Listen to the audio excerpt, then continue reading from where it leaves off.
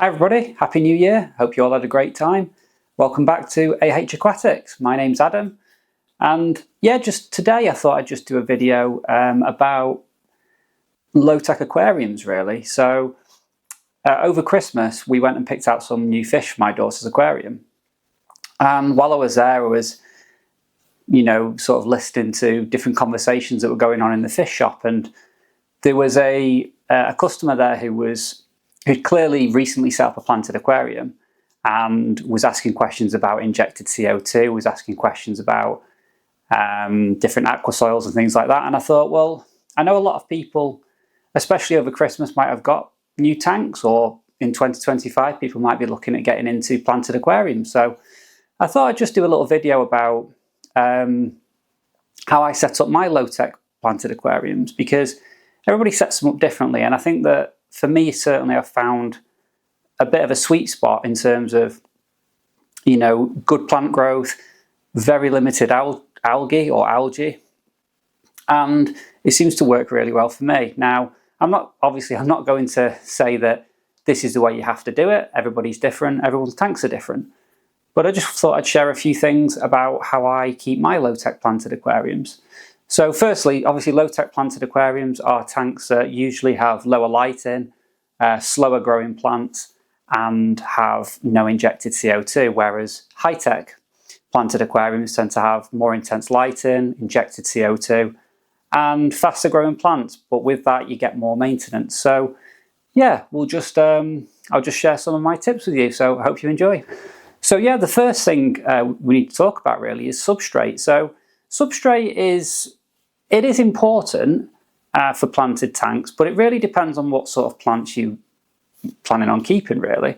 I'll talk a little bit more about plants soon, but if we're looking at if we look at my planted tanks, so the way I usually set mine up is I set them up with a nutrient-rich substrate layer, and then I have a mixture of plants which go in the substrate, and then I'll also use plants which you can wedge between rocks and wood, or you can glue them, such as epiphytes. So common epiphytes really, especially for beginners, would be things like Anubias, Java ferns, possibly Bucephalandra, although they can be a little bit tricky. But so we'll really stick to sort of Anubias and Java ferns really.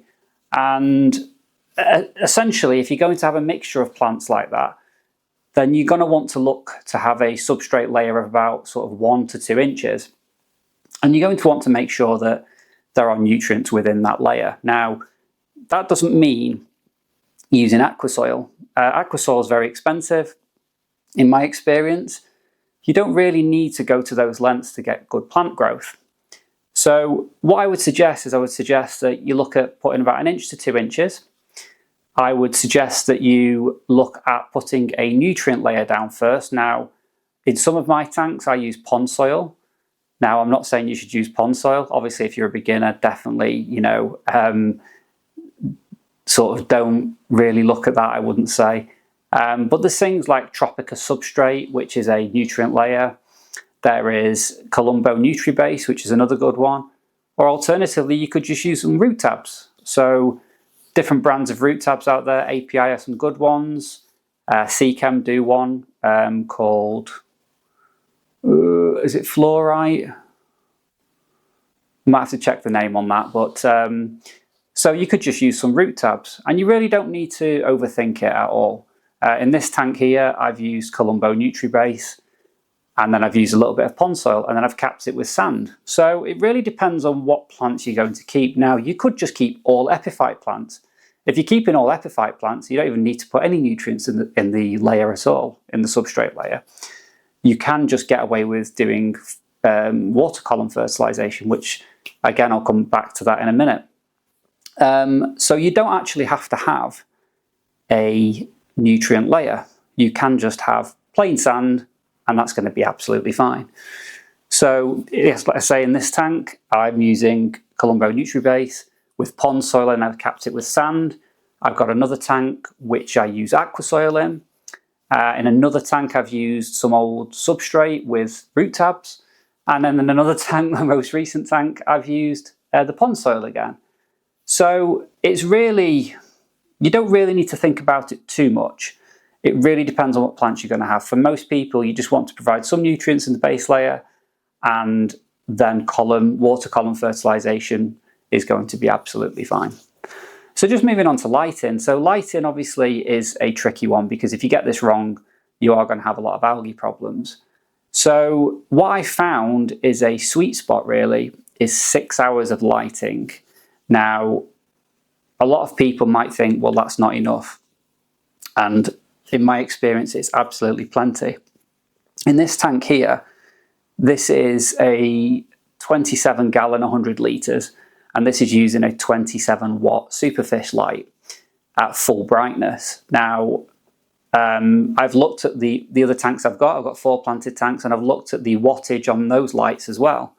Now, I know you could look at lumens, but I've just based it on wattage. So this tank, 27 gallons, the light is 27 watts, and it seems to deliver absolutely plenty for really good plant growth 6 hours a day.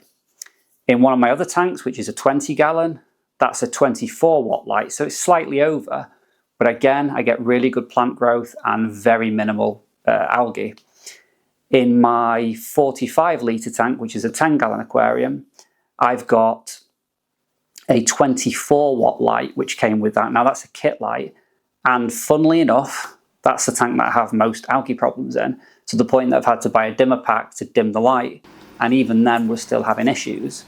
The other tank I've got is a 30 litre tank, so 6.5 gallons, and that's got a 5 watt light, and again that has very little algae problems. So I don't know if there is some truth to that or not in terms of wattage of light, but certainly the duration seems to be correct. I've tried 8 hours, I get issues. I've tried 10 hours, that's even worse. It seems to be happy at 6 hours. So all of my planted tanks now run at 6 hours.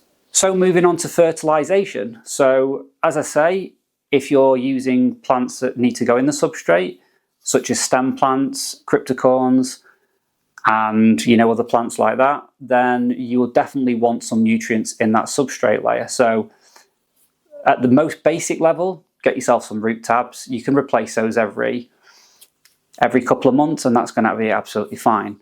If you want a little bit longer sort of nutrient release, then definitely go for some of the nutri-based products which are out there.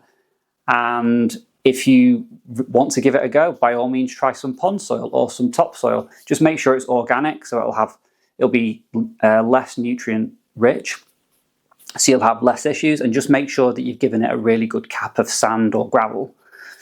The other thing as well is that over time, your fish waste, so when they go to the toilet and uneaten food and things like that, that will sink to the bottom, and that will also create nutrients within the substrate layer.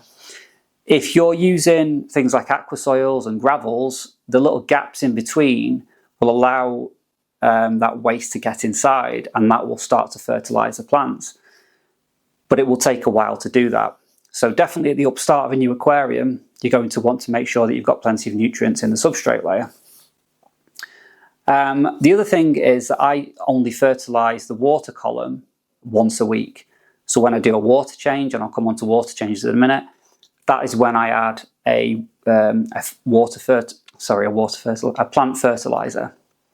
And I use Profito's, is it Profito? Easy Life Profito. That's the one I use on all of my aquariums, and that seems absolutely fine. It's highly concentrated, so you don't need a lot of it. And that's what I use to fertilize the tanks. Moving on to water changes. So again, on my tanks, I do a water change of around 30 to 40%, and I do that every 1 to 2 weeks. It really depends on how it's looking, really. I'm not overly regimented in that. I think that definitely with planted aquariums, you can go a little bit longer with water changes, but I still think you need to do them, and it's a good way of getting some of those nutrients out of the water and replenishing them with new nutrients when you add your fertilizers. So definitely keep up with your water changes. I know a lot of people out there will say that water changes are not important with planted tanks, but in my experience, they definitely are. So let's talk about plants then. So there's many different brands of aquarium plants out there. The ones that are available to me is Tropica, Aquadip, Aquafleur. They're the main ones that I see. And on these plants, they have a little label on them usually, which tells you sort of whether they go at the front, middle or back, whether they have high demands, low, medium demands or low demands. So again, if we're talking low-tech aquariums, you really want to look at the ones that are labelled as low demands. So that's like with a green label perhaps. And that will just make sure that these plants are able to sustain themselves in low-tech aquariums. So if I was starting a new aquarium today, I would sort of work on, foreground plants, mid-ground, and then background plants. So I would possibly have the substrate layer, thinner at the front and deeper at the back. As I say, I don't really tend to go more over maybe 2 to 3 inches, but certainly not at the front. That would be towards the back. So in terms of what I would consider beginner type plants, so if we start with the foreground, so in here, this is Helanthemum tenellum, which seems to be very undemanding, grows really well. There's Liliopsis as well, which is another easy plant to grow in the foreground. You could also try dwarf hairgrass as well. It's another good option. They should grow in most situations. Again, this is assuming that you've put nutrients in the substrate layer. So moving on to the middle, you could have some Anubiases. So there's loads of different ones. There's Anubias nana, there's Nana bonsai, there's Nana petite, all different size leaves. There's Nana coin, which is a different shaped leaf. And with those ones, you want to sort of wedge them in between your wood and your rocks and your ornaments. You don't want to plant those because if you plant them, they will rot. So definitely don't do that. You could also have some Java ferns. Again, there's different types of Java fern. There's the regular Java fern, which is maybe better for bigger tanks. There's narrow leaf. There's Windelov. There might be others. They're sort of the most common ones I've seen. Trident as well is another one. So again, Java ferns, they are epiphytes as well, so you definitely don't want to plant those. I have seen people plant them and wonder why they don't succeed, and that's why they will rot away if you plant them. So just make sure you just either glue them, so you can use super glue gel for that. Just make sure it's cyanoacrylate is the active ingredient. It just sets to a hard plastic. But again, you wouldn't want to be doing that once the tank's set up. These are things that you should do before you fill it with water, really. So other plants which are suitable for the mid-ground, and again, relatively undemanding, is cryptocrines or cryptocorns or crypts. And the most common ones you might see is Wentai green or Wentai brown. There are other ones, but they can be a little bit more demanding. One that I've used is Flamingo, which goes a nice pink colour, but it requires very high light for that, and I've had mixed success, so I wouldn't look at things like that. So in the background, there's some really good stem plants that are very undemanding and will grow crazy, even in low-tech aquariums. To be honest, they'll pretty much grow crazy in any aquarium you put them in. So two that stand out straight away is Limnophila sessiflora.